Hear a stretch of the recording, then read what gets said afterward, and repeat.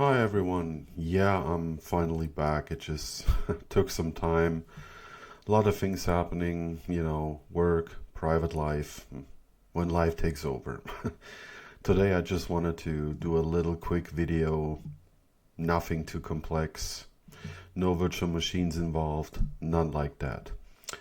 I just wanted to take a quick moment to, well, in a sense, say thank you to all of the projects that I will show in a minute that help me or still support me or that are just there when I need them, specifically BSD and Linux systems.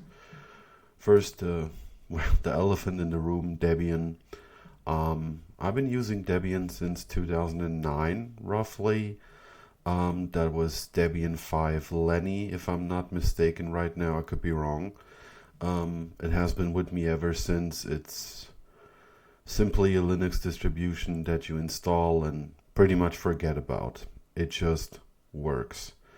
May it be on a server, in a data center, at home, on a laptop. You get the idea.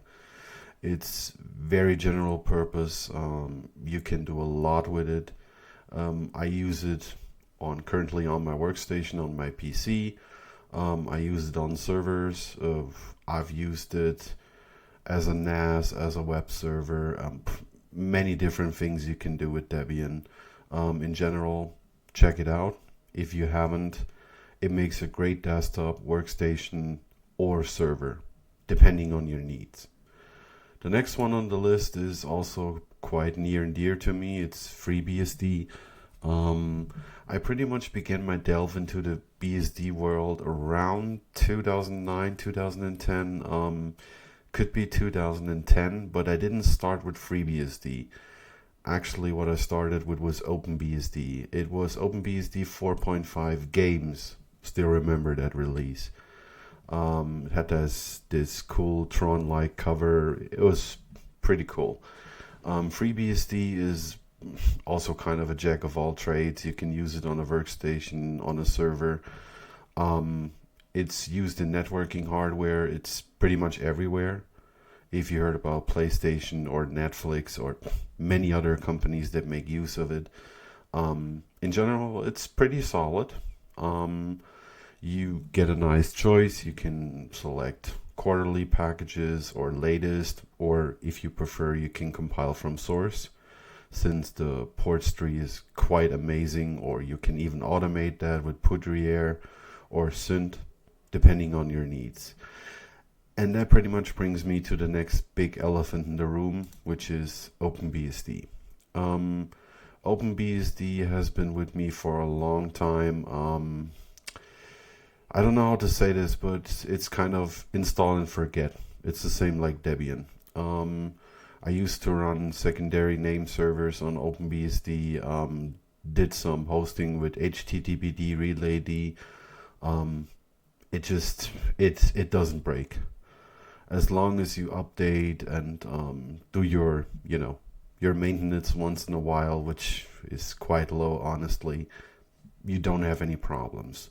So, and added bonus, if you're into security or you are focusing more on security or security engineering operating systems, the code base of OpenBSD is quite nice.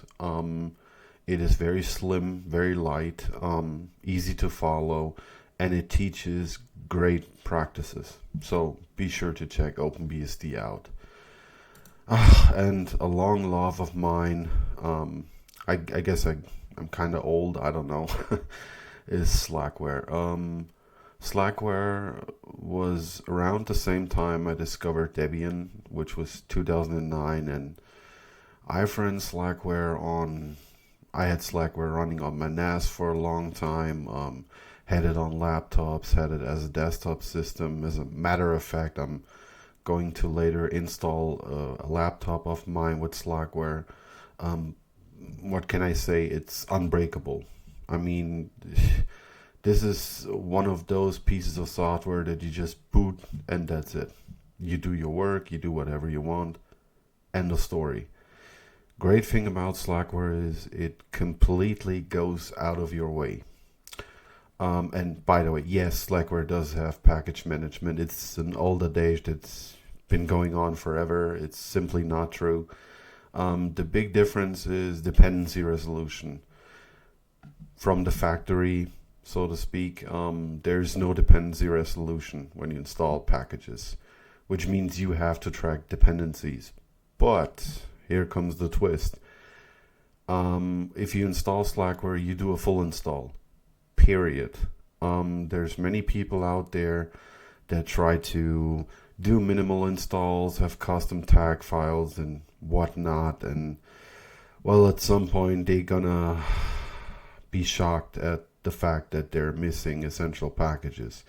So if you have Slackware, just grab the DVD image, you can get it here. Select your mirror, whatever you like, download it, and make a full install.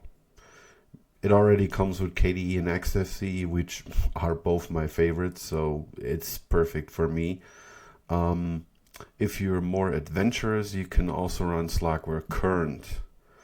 Current is, yeah, rolling release, as the name suggests. If you're more into that, grab a Current ISO and just install it. Try it out, maybe in a virtual machine. You'll be surprised. And the last one, this is a little newer, obviously, since CentOS got, well, stopped by Red Hat for the most part, at least in its original form, is Rocky Linux. Rocky is the spiritual successor to CentOS. It's 100% compatible. It claims to be. I cannot really verify that, but from what I've seen, it is.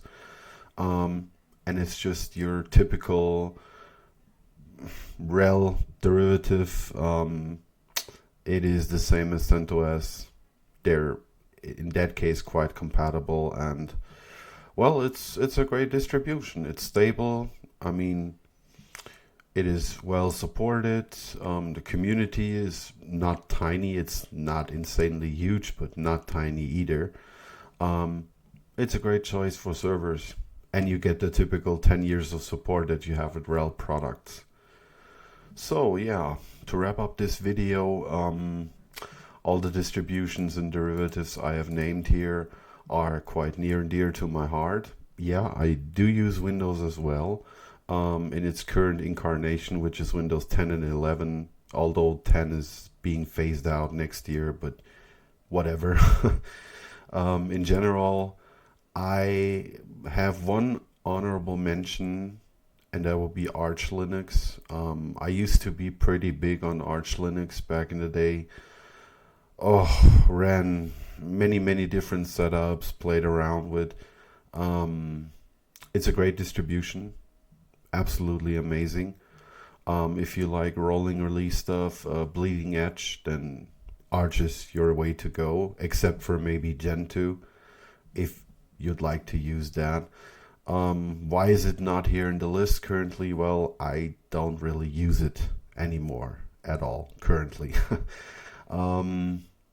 Not because I don't like it, it's a great distro, but for the needs that I personally have, I selected those distributions named here, or which are open in tabs.